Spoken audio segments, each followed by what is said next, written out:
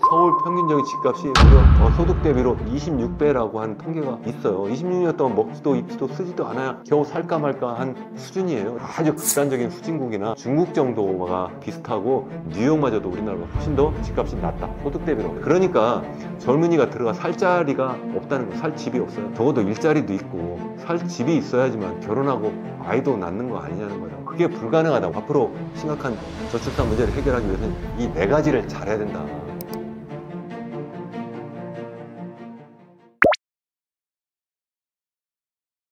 정말 심각하죠. 정말 심각해도 정말 그 유튜브 그 영상을 저도 봤어요. 이게 독일 유튜브 채널인데요. 구독자도 한 1000만 명 정도 되고, 제가 어제 제 유튜브 채널 영상을 만들면서 거기 들어가가지고 제가 마침 딱 지금 만들고 있는 그 주제가 우리나라의 전반적인 경제 상황이 얼마나 어렵냐, 그래서 그걸 어떻게 극복해야 되느냐, 그런 시리즈로 현재 지금 대통령 선거를 앞두고 제가 정책 제안의 차원에서 제가 말씀드리고 있는데, 그러면서 그 영상을 제가 다시 한번 봤더니 현재까지 그 영상을 본 조회수가 1000만 명이 넘었더라고요. 엄청나게 많은 분들이 그 영상을 봤는데, 거기서 단적으로 이야기하는 것이 한국은 망했다, 2026년에 망한다, 뭐 이렇게 하는 이야기가 뭐냐면, 지금과 같은 속도로 합계 출산율이 지금 0.7명대잖아요. 이렇게 낮은 수준으로 계속 가면 그 영상에서 우리 세대가 이제 한 5대 정도 되면 100명이었던 그 인구가 5명으로 줄어든다는 거예요. 그러니까 현재 5,100만 명이 나중에 몇 명이 되겠어요. 100명이 5명이 되면 20분의 1밖에 되지 않잖아요. 그러니까 그러면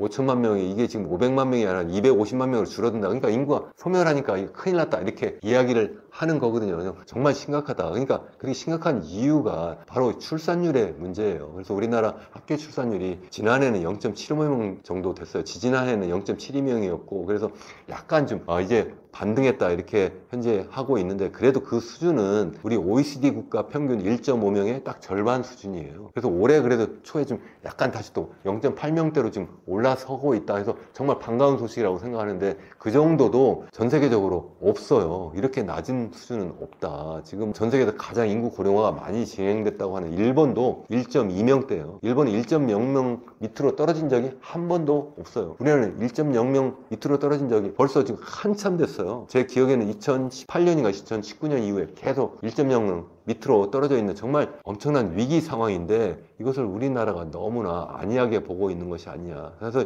외국에서는 정말 우리나라 정말 큰일 났다, 이렇게 지금 이야기를 하고 있잖아요. 여기 이 유튜브 채널뿐만 아니라 이미 여러 사람들이 이야기를 했어요. 그래서 한국은 집단 자살 사회다, 이렇게 이야기하는 분도 계셨고, 또 뿐만 아니라 한국은 보니까 북한의 핵무기보다 한국의 초저출산율이 더 위험한 무기 같다, 이런 이야기도 하고 있고, 앨런 머스크까지도 굉장히 위험한 상황인데 지금 한국은 왜 이러고 있느냐, 이렇게 다들 지금 비아냥거리기도 하고 좀 걱정도 하고 있는데, 정작 우리나라는 너무 모르고 있다, 이렇게 저는 생각을 합니다.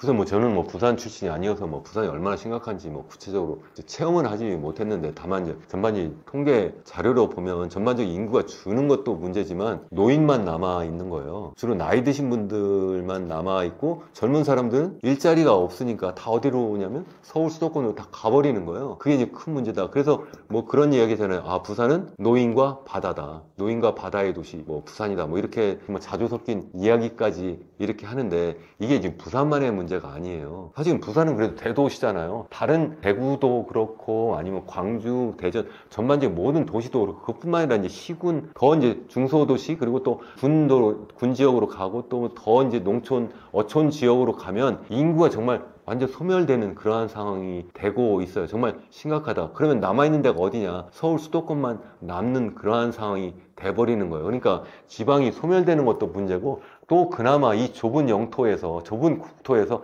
다 서울 수도권으로 몰리는 것도 정말 걱정이다, 저는 그렇게 생각을 하고 있어요. 정말 이거는 일본을 자꾸 우리가 이제 반면교사로 삼고 있다, 이렇게 이야기하는데, 일본보다 훨씬 더 상황이 나빠요. 일본은 정말 초저출산율이라고 이야기하지만, 제가 앞서도 말씀드린 것처럼 1.2명 밑으로 떨어진 적도 없어요. 사실 1.2명도 최근 2년 정도 의 일이고 그 전에 1.3명 수준이었어요 계속. 근데 지금 1.2명도 지금 일본도 완전 비상 걸렸다 이렇게 이야기를 하고 있고, 또 중국도 지금 뭐 인구 고령화가 지금 심각하다 이렇게 이야기를 하는데 중국도 1.0명 수준이에요. 우리나라는 정말 너무 심각하다. OECD 국가 중에는 이런 나라가 정말 전혀 없어요. 전 세계적으로도 물론 없고. 그래서 정말 이거 심각한 상황이다. 바로 이게 앞서 제가 말씀드린 우리나라의 잠재 성장률이 계속 추락하는 중요한 원인이에요. 그러니까 GDP라고 하는 것이 그 나라가 갖고 있는 자원 가지고 생산해낸 최종 생산물의 시장가치 총합계인데, 그 나라가 갖고 있는 자원이 뭐예요? 바로 노동력, 인간이에요. 첫 번째. 두 번째 자본. 세 번째 이제 자연자원이고 거기에 이제 기술이 들어가는 건데,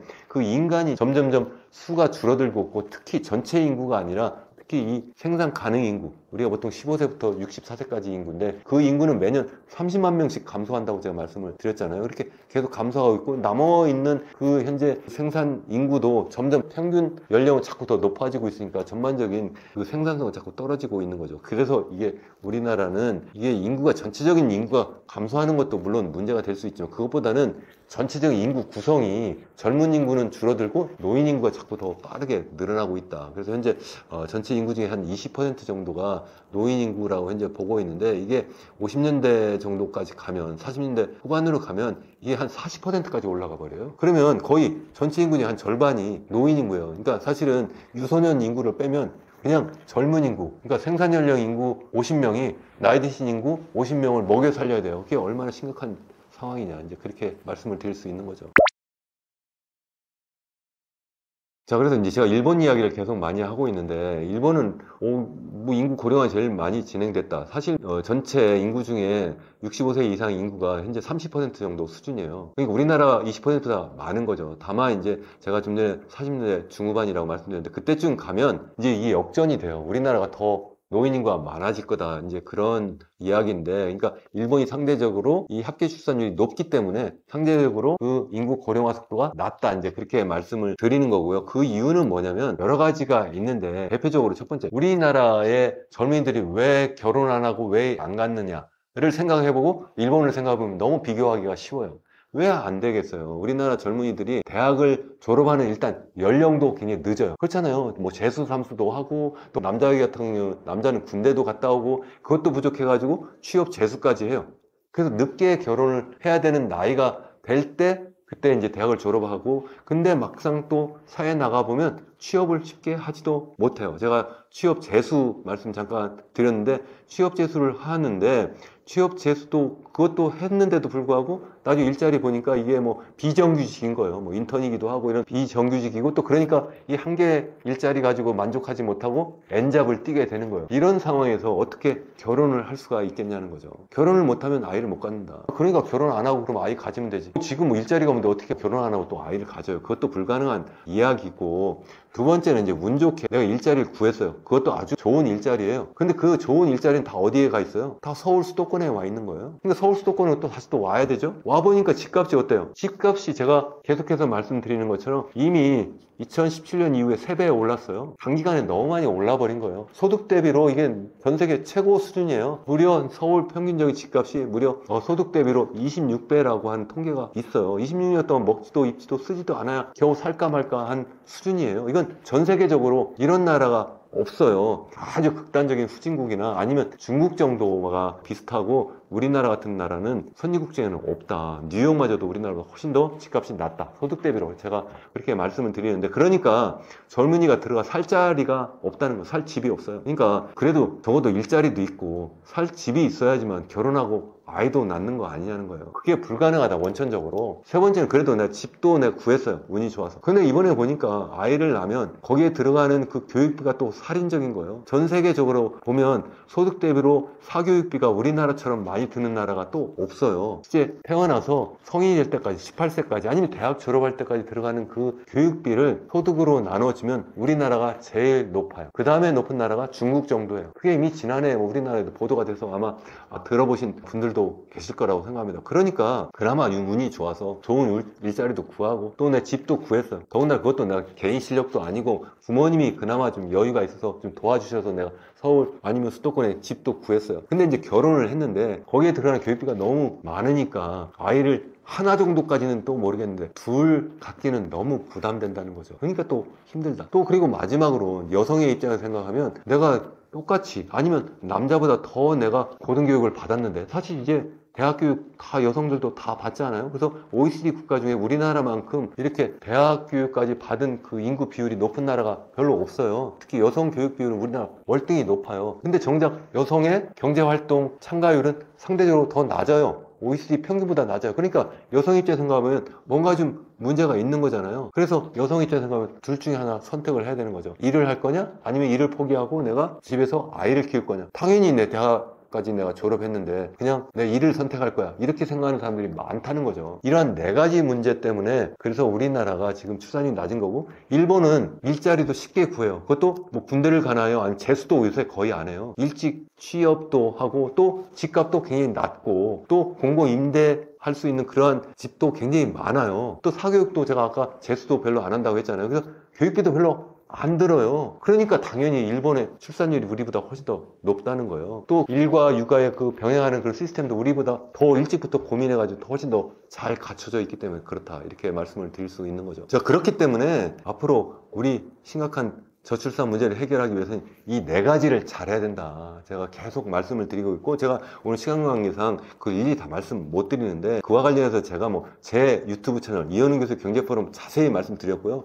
또 여기 우리 마침 제 책도 소개하는 그러한 차원에서 옆에 제 책을 세워놨는데 이 책에 정말 자세하게 제가 오늘 드린 말씀을 제가 설명드렸습니다. 그래서 기왕하면 이러한 내용을 여러분들이 좀 직접 좀 읽어보시고 같이 고민하시고 그래서 같이 이 사회를 정말 이렇게 우리가 망할 수 없잖아요. 같이 정말 살아날 수 있도록 우리가 힘을 합해야 되지 않을까 이렇게 생각을 해봅니다.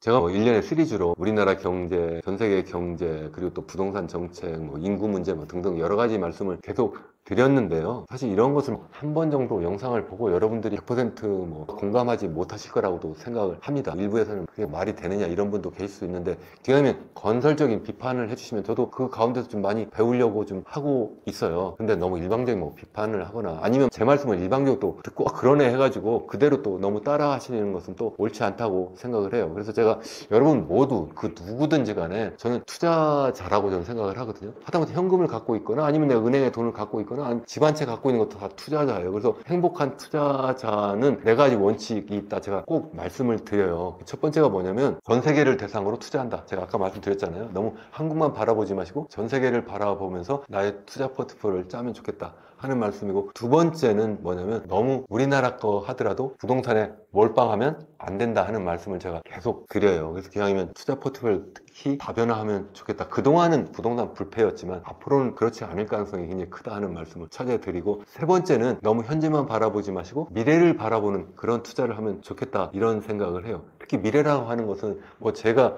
여기 지금 옆에 보이고 있습니다만 절대위기 주식회사 대한민국 바로 직전에 나온 책은 또 예정된 미래라고 하는 그런 책이 있어요. 거기에서 우리 인류가 우리나라뿐만 아니라 전 세계 인류가 지금 네 가지 거대한 변혁을 하고 있다 이렇게 말씀을 드리고 있는데 디지털 사회로 전환한다든가 아니면 고령 사회로 전환한다든가 이 두 개와 맞물려서 이제 불평등 사회가 아니라 완전히 양극화 사회로 완전히 전환하고 있다든가 그리고 마지막으로 기후위기를 겪고 있습니다. 뭐 이런 이야기를 하면서 그래서 어떻게 살아야 됩니까? 그에 대한 제 답을 말씀드리고 있는데 그러한 영상을 또 여러 곳에서 말씀드리고 이 책에서도 또 요약해서도 말씀을 드리고 있는데 제가 이런 말씀을 길게 드리는 이유는 투자자의 입장에서도 보면 좀 미래 투자 특히 이 디지털 사회로 전환하니까 그와 관련한 미래 투자를 좀 많이 하시면 좋지 않을까 생각을 합니다. 그렇게 하다 보니까 미국 투자 그래 미국은 전 세계 GDP의 25% 차지하지만 사실은 전 세계 미래를 만드는 그러한 어떤 주도라고 생각하면 거의 절반 이상을 다 미국이 하고 있는 거예요. 그래서 미국의 테크 기업이라고 많이 하잖아요. 뭐 매그니피선 세븐이라고도 하고 그런 기업에 좀 관심을 갖는 것도 굉장히 좋지 않을까. 난 그런 기업을 잘 모른다. 그러면 어떤 ETF 그런 지수 추종하는 그런 투자도 하셔도 좋지 않을까 이렇게 생각을 하고 그것도 그냥 단기적으로 하는 것이 아니라 계속 말씀드린 것처럼 좀 적립식으로 이렇게 좀 투자를 하면 좋지 않을까. 또 특히 요즘에 이야기하는 암호화폐 특히 그중에서 비트코인과 같은 그런 투자도 여러분들 관심을 가지면 좋지 않을까 이런 생각도 좀 해보고 또 마지막으로 제가 계속 말씀드리지만 여러 가지, 세 가지 말씀드렸는데, 마지막으로 그 누구 말도 그대로 믿지 마시고 기왕이면 스스로 자기에게 투자를 좀 해서 공부를 좀 하셔라. 그 공부한다는 거는 기왕이면 누가 뭐 이렇게 하니까 그만 싹 가가지고 그냥 따라 하시면 절대 안 되고, 아니면 반대로 막 욕만 하지 마시고 실제 스스로 공부를 해서 스스로 판단하면 좋겠다. 그래서 제가 뭐 외람된 말씀이지만 여기에 있는 이런 책을 좀 읽어보시면 전 세계가 지금 어떻게 돌아가고 있고, 또 우리나라 현재 어떻게 돌아가고 있고, 그래서 우리가 어떻게 대응을 해야 되는지, 국가적인 차원에서, 그리고 또 기업 차원에서, 또 개인은 어떻게 해야 되는지, 그런 말씀을 드리고 있는데, 종합적으로 한번 이런 책도 좀 읽어봐 주시고 좀 판단하시면 좋지 않을까, 이런 생각을 좀 마지막으로 해 봅니다. 여러분 끝까지 이렇게 시청해 주셔서 감사합니다.